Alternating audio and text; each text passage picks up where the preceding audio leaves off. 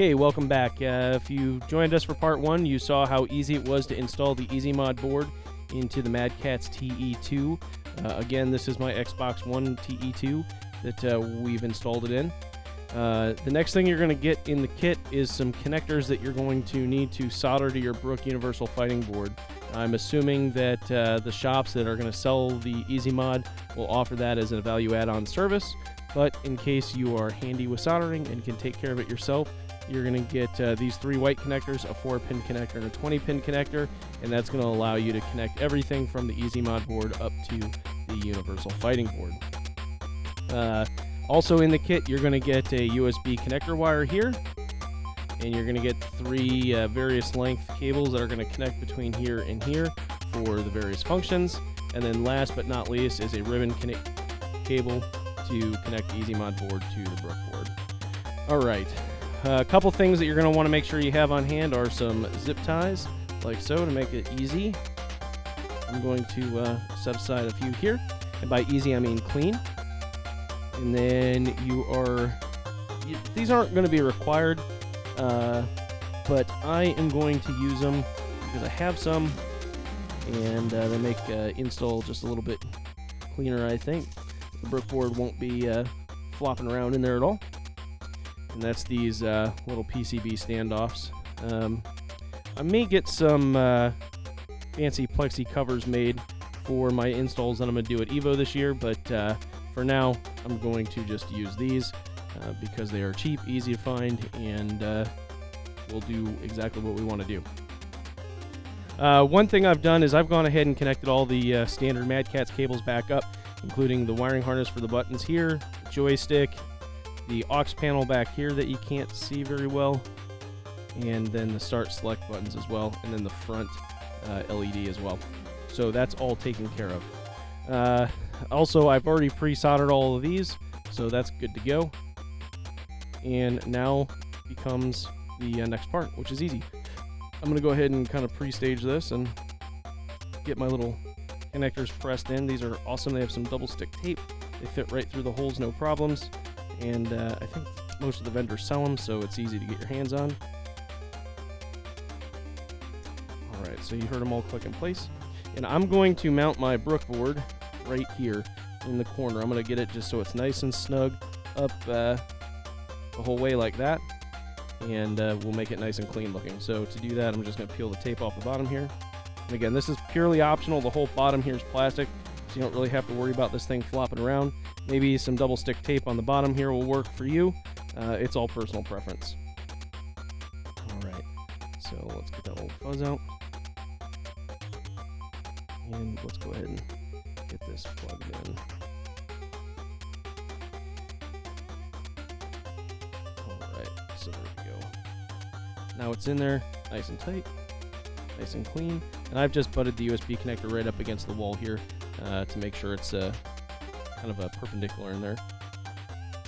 Alright, and then you'll see that when you close it, closes fine, no interference there, so you're good to go. Alright, now the next part, which is one of the easiest parts, if not the easiest part, is to connect all the wires. So the first things I'm going to do is I'm going to point out that you'll notice each of these wires are different lengths. And you're going to start from short to long, so short, medium, long, and then it connects short, medium, long. And that's just because the path it has to travel is a little bit further. So let's go ahead and connect these wires up.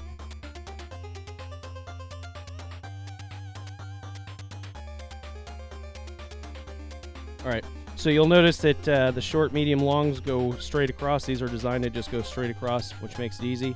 And then you'll notice there's a lot of slop in the wires, and I designed them so that you can, when you use the zip ties, you can zip tie them down like that and hug the corner real nice here and create a nice clean looking installation. Obviously in the process of doing this, it's not going to look super clean because I want to get all the wires bundled up together with a minimal amount of zip ties, but you get the idea. So we'll go ahead and continue on. Now the USB connector here, it only fits on one way on the EasyMod board, but on the Brook board it uses a different connector because there's not a lot of room there, so you have to pay attention. What you're going to do is you're going to take the side with the red wire and connect it to the side where it says V. That's voltage. And then just push it down into place like so. And now you can take all these wires and properly bundle them up and zip tie them so they're nice and clean looking. Last but not least, you're going to take this 20-pin connector and plug it here on top. Push that down, and then match it to the other side on the EasyMod board like so. And voila, you're now done. And you'll see that that sits nice and flat, nice and out of the way. All the cables, once we get those zip tied, will be good to go. And that is it. Your EasyMod installation is complete. Now this stick will work on PlayStation 3, PlayStation 4, Xbox 360, and Xbox One. I'm going to spend a few minutes here and get these wires tidied up, and then we'll plug it into the Mac and show you how everything works.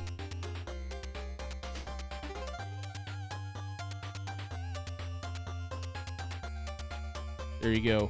None of the stock wires are modified with the exception of the USB. Everything plugs into the EasyMod, and most, if not all, functions in the Brick Universal Fighting Board are now working with this stick.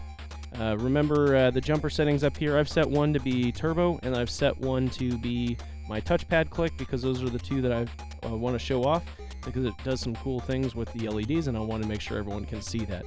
Alright, so the next thing we're going to do is go ahead and plug this thing into the computer and give it a go.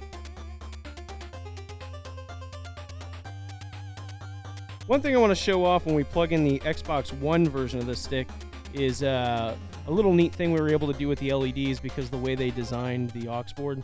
It only shows on startup, but it's a pretty neat little thing, so I want to take a few seconds to show that so everyone could see it.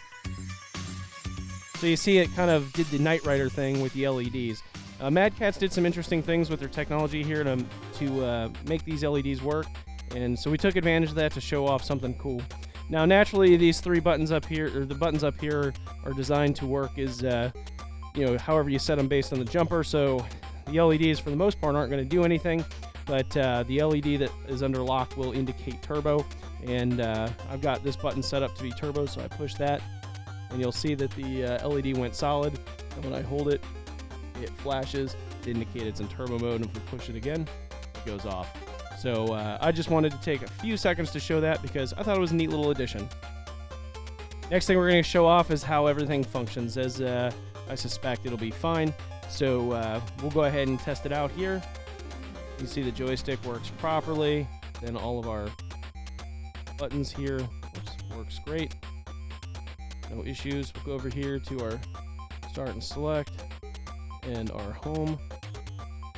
And finally we have that's our turbo button that we demonstrated a second ago. We'll put that on and you can see that it's flashing here, indicating it's in turbo mode.